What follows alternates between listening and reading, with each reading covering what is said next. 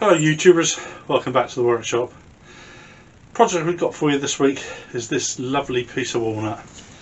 As you can see, it's quite tall and make quite a nice vase, and there's also quite a bit of the dark inner growth and the lighter outer growth, which will give quite a nice contrast growing up by the side of the vase. So the first thing I'm going to do is get this mounted. I'm going to have a 4-prong spur on one end and my revolving centre on the other, and just knock all the corners off. So this is it set up in the lathe. It is slightly narrow on this end, so that's going to be my base of the vase, and then that'll be the opening at the top. Alright, let's get turning.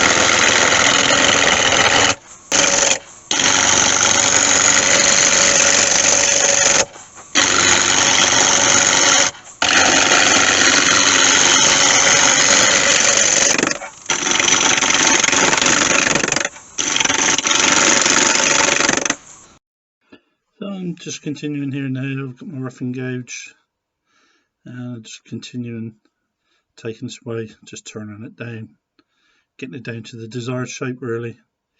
That roughing gauge will take away a phenomenal amount of wood in a very short period of time, and you can already see coming through there some beautiful grain pattern. You can also see there's 2 flats on there still where it comes down through the chainsaw. So I just need to take it down just a little bit further. Just going through now, there's still a bit on there. So just continue taking this down.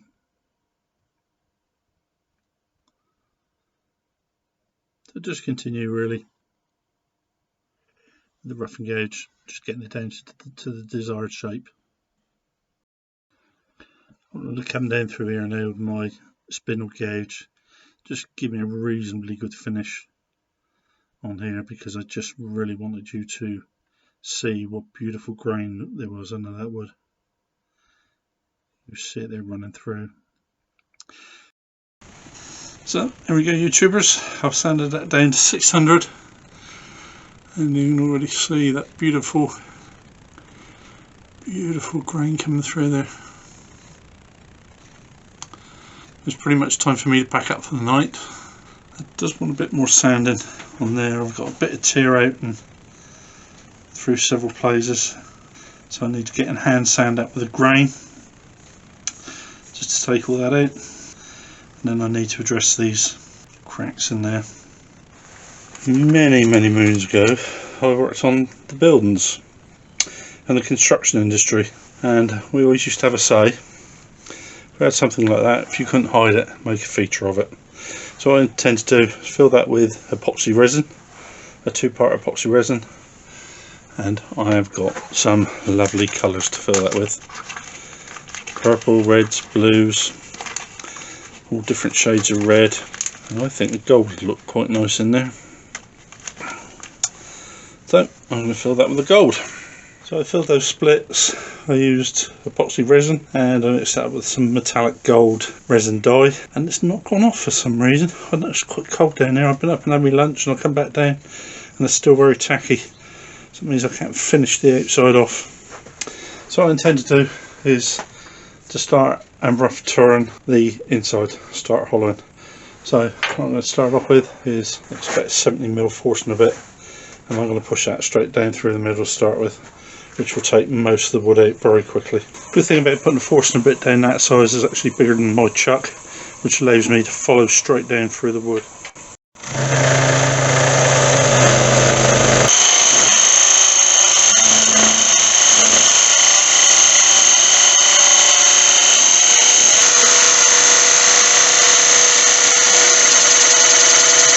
I think that's steam coming off of there from where it's such a cold day down here today.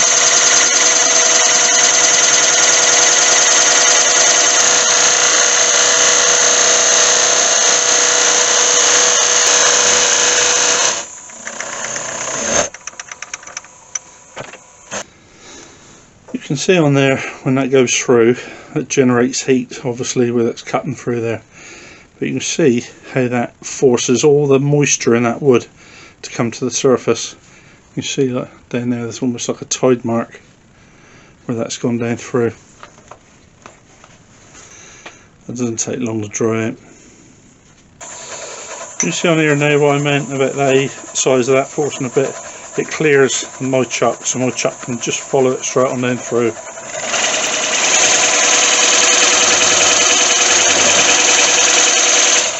I can then hollow that all the way to the bottom.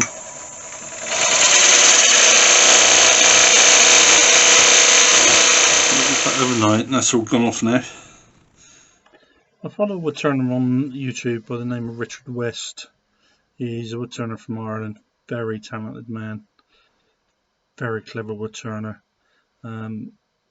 He's very innovative. I mean, you see stuff on his channel that you don't see in other places. Really is worth taking a look. And one of the things he does when he hollows something like this, he does it in reverse. Now, I've never seen anybody do that before. You know, it may be a common thing, but I've never seen it before. So I had a quick chat through YouTube with him, and so I thought I'd give it a go and just see what it's like. It actually does make a lot of sense to do it in reverse. It's a lot easier to present the tool to the wood because you're doing it and you still keep the tool by your side, as opposed to trying to reach across the bed of the lathe. So it does make sense to do it this way. So here's my first attempt. So as soon as I started hollowing with my hollowing tool, I actually thought about it, and I don't need to start using a hollowing tool yet, because I intend to open this vase up right the way to the outside. There is quite a bit of wood that I can take out of there with a bowl gouge, so that's what I reverted to. I had to be so careful doing this because you are trying to take wood off of that vase, and that vase is a long way out of the chuck.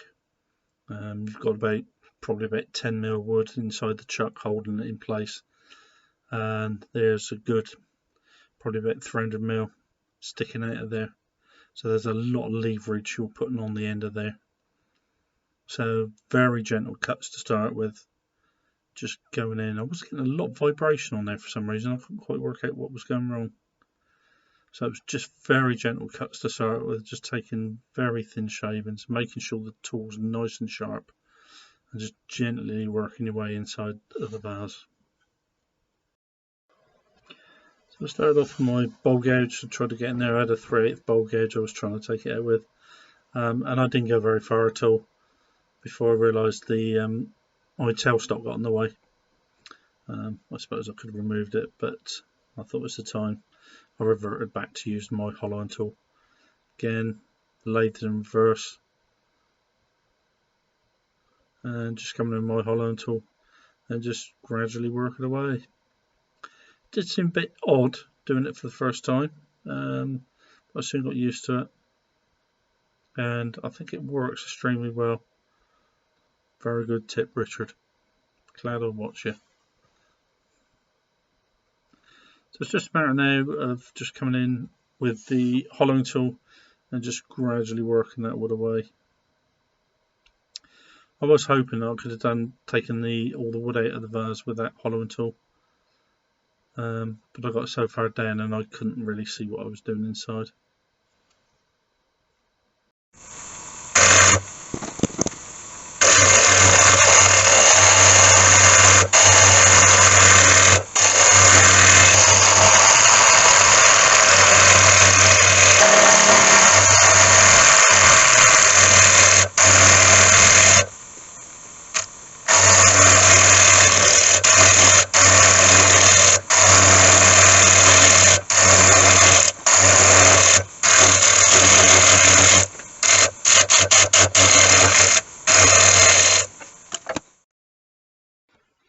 And you can see here I've turned my headstock round, so the vase is now pointing across the workshop really, as opposed to being in line with the bed of the lathe, because even going in reverse I was struggling to get inside into the depth of the vase.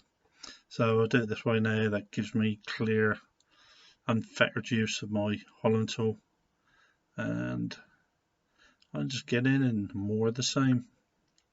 Just get in, hollow it all out. I have to say I'm very pleased with this hollowing tool I made. It does work extremely well. Just take a lot of wood. You can see the cut on that.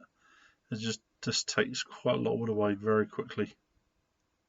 It's very efficient use. I carried on with the hollowing tool as far as I could go, but even after I got about halfway down the vase and I really couldn't see what I was doing anymore, and it's very difficult trying to bend over, trying to look in the vase and guide the tool at the same time. So in the end I had to give up with it, and I set up my Hope hollowing tool. That's my Hope hollowing tool set up.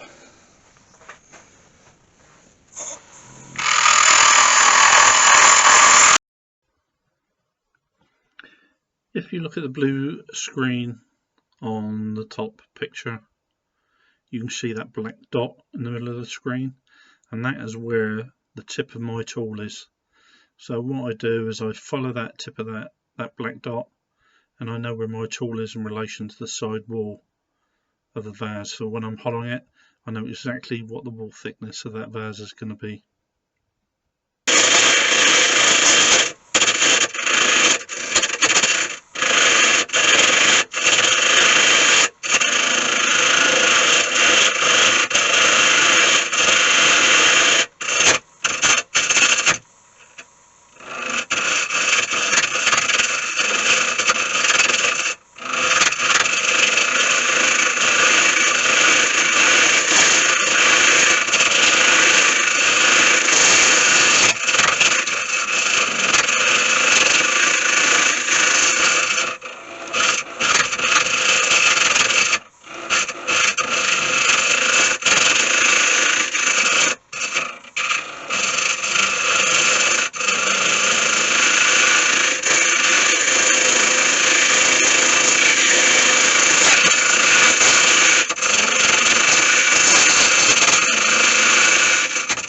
That's the outside finished turned, and now I just need to go and sand it.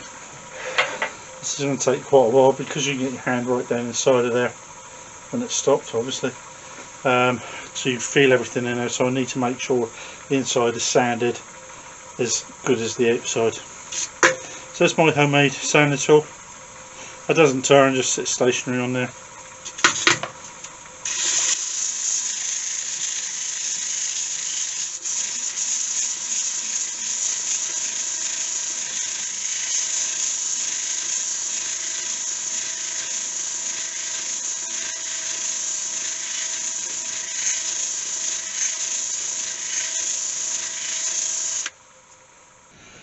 Do that every now and again, get all the dust out.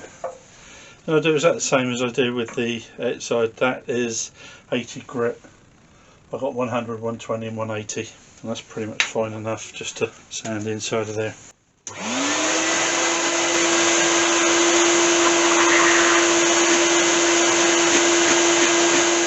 So I'm sanding the inside down to 180, and I've sanded the outside down to 600. And now let's reveal gorgeous grain in that walnut.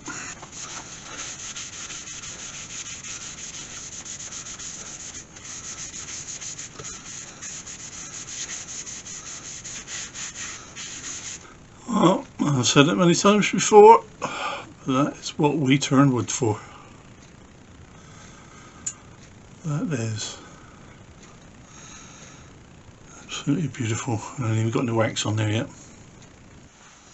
All that's left now is for me to just part that off, and then that'll be a finished piece. Ordinarily if I was parting off I'd go all the way through and just catch it, but I don't think I will with this one. I'll go so far through and then I'll get it sold.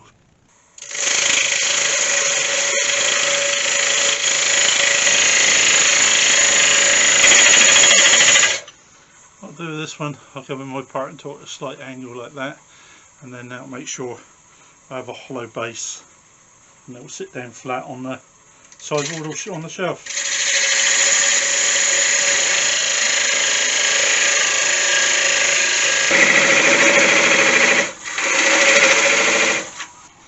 And that is as far as I dare go. What I've done is I put a piece of wood over the bed of my lathe so that if that does suddenly drop, come off unexpectedly, it won't drop onto the metal lathe and dent it. It should fall onto that other piece of wood. Hopefully it won't do any harm. So I'll lock the lathe up now so it won't move. Makes it a lot easier for sawing.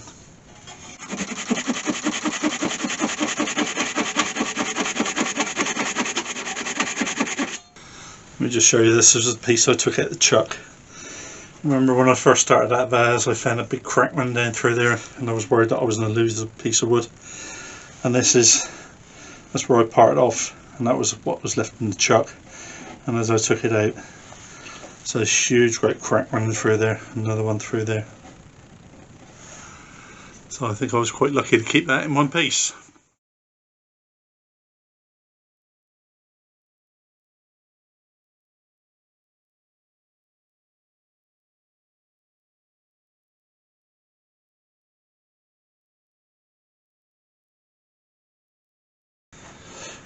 But there we go, YouTube, another finished project. Really pretty walnut vase. It is around 10 inches high, which is around 260, and 120mm opening on the top. It's about 4.5 inches. I can quite easily get a pint mug in there. I do have a small, sort of quite stubby vase that will fit in there quite nicely as well. So it will actually be used as a vase. Because quite often things like this, unless you can get a piece of glass inside of there, they end up being more ornamental. Beautiful grain in there, beautiful figuration. There were some quite big cracks in there. I was a bit worried that I might have lost that, but it all stayed together. There's some beautiful rippling down through there. Lovely grain. Do like that. Walnut is such lovely wood. And I've said it before, the smell down in my workshop is unbelievable. I love it. I'll come down next morning and that's all I can smell. It's that lovely walnut, cut walnut. Beautiful. So that's it for me for another week. Thank you very much for watching. It's been a very enjoyable couple of days down here doing that today. All went very well. I had no major problems with it.